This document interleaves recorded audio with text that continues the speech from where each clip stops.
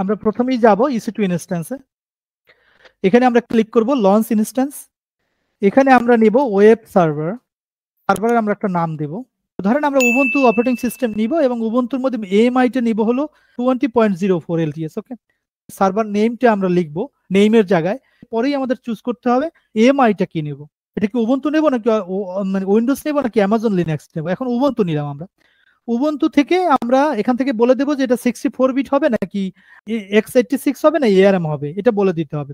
ধরেন আমরা x86 নিব। ওকে, এরপরে আমরা ইনস্ট্যান্স টাইপটা কি নিব, আমরা এখানে ফ্রি টিয়ারের জন্য আমরা T2 মাইক্রোটা নিব, T2 মাইক্রো নিব। যেহেতু এটা লেখা আছে ফ্রি টিয়ার, আপনারা চাইলে AWS অ্যাকাউন্ট করে ফ্রি টিয়ার এলিজিবল যেগুলো থাকবে EC2 ইনস্ট্যান্স এগুলো দিয়ে আপনি প্র্যাকটিস করতে পারবেন। ওকে, এরপরে আমরা একটা কি পেয়ার ক্রিয়েট করব। আপনি যখনই SSH অ্যাক্সেস করবেন তখন কিন্তু আপনার এই পাবলিক কি এবং প্রাইভেট কি পেয়ারটা লাগবে। ঠিক আছে, ওয়ার্কশপ আজকে যেহেতু আমাদের এটা ওয়ার্কশপ হচ্ছে, তো আমরা এটা ওয়ার্কশপ নামে কি পেয়ার নেম দিচ্ছি এবং ক্রিয়েট কি পেয়ার দিচ্ছি আমরা। ওকে, সো আমরা কি ক্রিয়েট কি পেয়ার আমাদের ডাউনলোড হয়ে গেছে। তো এখন আমরা নিচের দিকে যাব, নেটওয়ার্ক সেটিং এ আমরা এখানে একটা আমরা এর আগেই আমরা VPC ক্রিয়েট করেছি আমরা, এবং সিকিউরিটি গ্রুপ একটা অটোমেটিক ক্রিয়েট হয়ে যাবে। আমরা যেহেতু সিকিউরিটি গ্রুপ করিনি, সো একটা সিকিউরিটি গ্রুপ অটোমেটিকলি ক্রিয়েট হয়ে যাবে। ঠিক আছে, তো এখানে আমাদের কনফিগার সিকিউরিটি স্টোরেজ আমরা এখানে 8 GB দেব। আমরা চাইলে আমরা 20 30 অ্যাজ পার আওয়ার রিকোয়ারমেন্ট আমরা কিন্তু স্টোরেজ আমরা এখানে দিয়ে দিতে পারি। এটা হলো রুট ভলিউম। ঠিক আছে, এবং রুট ভলিউমের মধ্যেই কিন্তু আমরা চাইলে সব স্টোরেজ দিয়ে নিতে পারি, আবার অথবা চাইলে আমরা অ্যাড ভলিউম দিতে পারি। এখন রুট ভলিউমে থাকবে 8 GB, আমরা চাইলে কিন্তু আরেকটা নতুন ভলিউম এখানে কিন্তু অ্যাড করতে পারি 20 GB'র মতো, তখন কিন্তু দুইটা ভলিউম হবে। কিন্তু যেহেতু ট্রেনিং পারপাস, তো আমরা একটা ভলিউম নিয়েই আমরা ইনস্ট্যান্স লঞ্চ করি। আমরা ডিফল্ট বিপিসি নিয়ে নিই। দেখেন যে আমি যখন লঞ্চ ইনস্ট্যান্স ক্লিক করলাম সাথে সাথে কিন্তু এটা লঞ্চ হয়ে গেল, উইদিন সেকেন্ডে কিন্তু এটা লঞ্চ হয়ে গেল। এখানে 2/2 সেক্স পাস হলো। এখন আমরা এটাকে অ্যাক্সেস করতে পারবো। তাহলে দেখুন কিভাবে আমরা অ্যাক্সেস করি। আমরা আগে কিন্তু ডাউনলোড করেছিলাম, কি করেছিলাম, কি পেয়ার, সেটা আমরা কিন্তু ডাউনলোডের মধ্যে আমরা পাবো। ঠিক আছে, সেটা আমাদের কাছে আছে।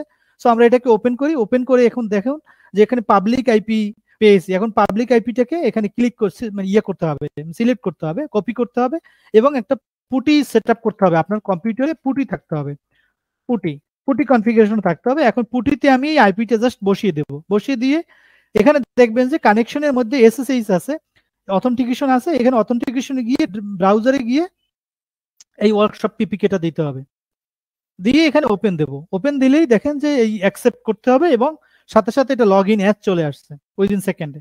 ঠিক আছে, তো এখানে যেহেতু এটা উবুন্টু, আমাদেরকে কি করতে হবে, উবুন্টু ইউজার দিয়ে লগ ইন করতে হবে। দেখেন উবুন্টু ইউজার দিয়ে আমি লগ ইন করলাম, কিন্তু উবুন্টু ইউজারের কিন্তু সবকিছুতে কোনো অ্যাক্সেস নাই। Ubuntu is not an administrative user. Okay, administrative user কোনটা, উবুন্টু এবং লিনাক্সের অ্যাডমিনিস্ট্রেটিভ ইউজার অলওয়েজ রুট। ঠিক আছে, এটা মনে রাখবেন।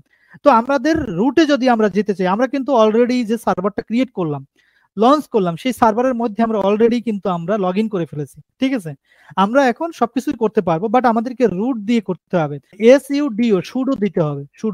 সুডোটা আপনার দেওয়ার মানে হলো যে আপনার কোনো অ্যাডমিনিস্ট্রেটিভ কোনো কমান্ড দিতে আগে যদি সুডো দেন, দেন এখন উবুন্টু এটা কিন্তু মানে রুট ইউজার না বা অ্যাডমিনিস্ট্রেটিভ ইউজার না। এখন এই উবুন্টু ইউজার দিয়ে আপনি কোনো একটা অ্যাডমিনিস্ট্রেটিভ কমান্ড দিবেন, এই জন্য সুডোটা ইউজ করতে হবে। এখন সুডো SU দিতে হবে। আপনি যে কোনো অ্যাডমিনিস্ট্রেটিভ আপনি কাজ করতে পারবেন আপনি।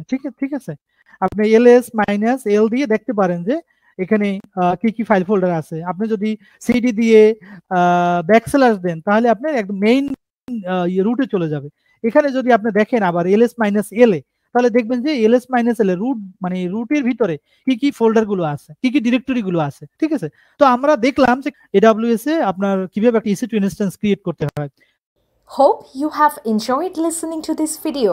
Please be kind, often like and comment any of your queries. We will reply them at the earliest.